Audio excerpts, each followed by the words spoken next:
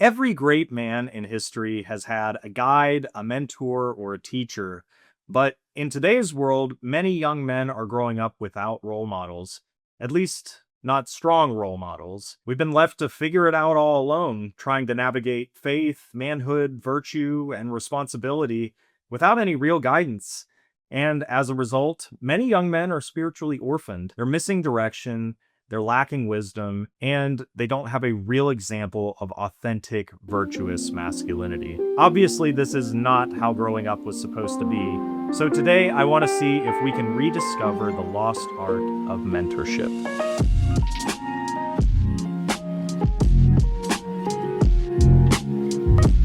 God designed men to pass wisdom from one generation to the next. But without these societal bonds and rites of passage, we slowly but surely lose our way on the journey from boyhood to manhood. And we don't really need to look any further than the examples provided to us within sacred scripture. In the book of Deuteronomy, Moses mentored Joshua. In the book of Kings, Elijah mentored Elisha. And in the New Testament, we see that Paul has called Timothy his true child in the faith, thereby modeling that spiritual fatherhood that shaped the early church. And of course, Christ himself mentored the apostles before sending them off to proclaim the gospel to all nations. This is exactly how virtue is transmitted, through face-to-face relationship, fraternal guidance, and Christ-like example. In the Christian tradition, this model of mentorship extends through the church fathers to the catechumenate, where new believers are personally guided by older Christians. Even in the trades, mentorship was essential.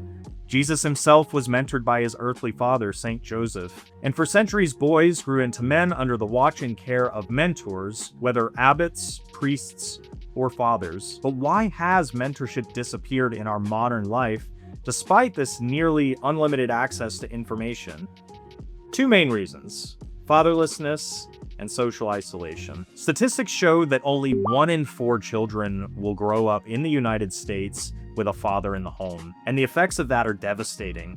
We have higher crime rates, lack of discipline, and an almost non-existent formation in the faith. But this wasn't always the case in history. For centuries, boys were not left adrift in the open waters of moral relativity. They were ushered into manhood through family, faith, and fraternity. From apprenticeships to rites of passage, cultures around the world knew that manhood wasn't something that simply needed to be taught.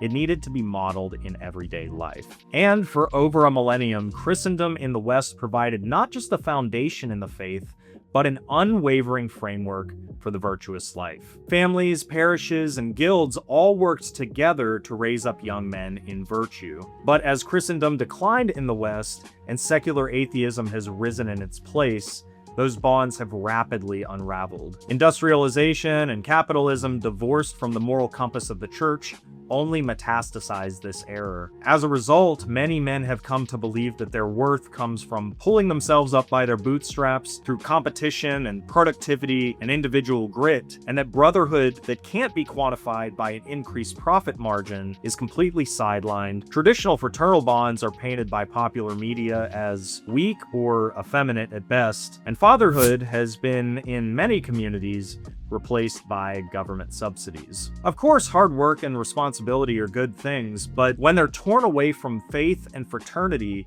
they become a counterfeit gospel. When fathers are absent today, young men seek guidance elsewhere, particularly in social media influencers or celebrities or online echo chambers. But these substitutes can never provide real lived mentorship or model virtue in daily life. While there has been a renewed interest in traditional masculinity amongst millennial and Gen Z men, it does bring with it the temptation to fall into this Gnostic, progressive strain of self-reliance. Now, the secular manosphere or red pill movement tells men that the highest virtue is to be self-made, while simultaneously promoting various forms of degeneracy, which ultimately lead men to continued suffering and isolation. But what can we do about this? Well, the solution is not easy, but it is simple. Either find a mentor or be a mentor.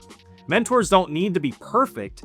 They just need to be wise, experienced, and faithful. If you're not sure where to start, here are a few options. In your family, maybe you have a grandfather or an uncle or an older brother. For centuries, family was the first school of mentorship, so embrace it and you might be shocked at how much you learn along the way. We can also find valuable mentorship in history itself. Read the lives of the saints. These virtuous men remind us that even the greats were shaped by mentors. And in your own parish, seek out groups of men that are living the faith earnestly. Check the bulletin on Sunday and see if there is a ministry where strong men are growing together in brotherhood. Many parishes host ministry fairs or discovery nights, which can make integrating yourself a whole lot easier. I've personally spent a lot of time in 2 national organizations at my own parish, That Man Is You and Fraternus. Both programs are built around communal mentorship, and they've allowed me to not only build lifelong friendships with men that I admire, but they're also helping me to become the spiritual mentor that I longed for in my formative years. So here's my challenge. If you don't have a mentor, seek one out. And if you're hearing the call, become a mentor to a young man in need. Do you happen to have a mentor yourself, or have you mentored someone in the past? I'm curious to know what your experience has been like, so leave a comment down below. And if you're a big fan of what's happening on this channel, be sure to also drop a like and hit that subscribe button. I'm writing a lot of new content as summer winds down, and I would love to have you along for the journey. I'm super grateful that you're here, and I'm super excited to see how we can shape the next generation of young Christian men together. Until next time, peace be with you.